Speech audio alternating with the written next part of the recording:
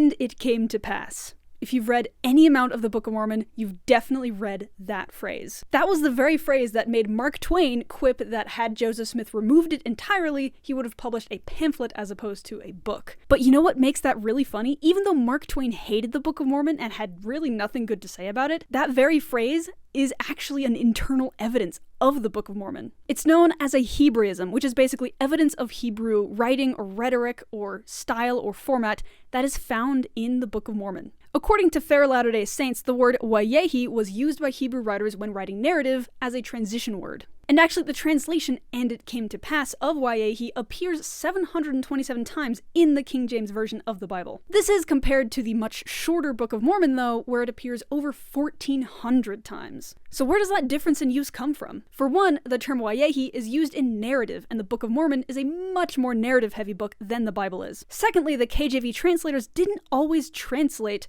Wayehi into "and it came to pass." I said earlier there were 727 versions of that, but actually the word Wayehi itself appears over 1,200 times. It seems that Joseph Smith, when he was translating, didn't use any of that variation that the KJV translators did.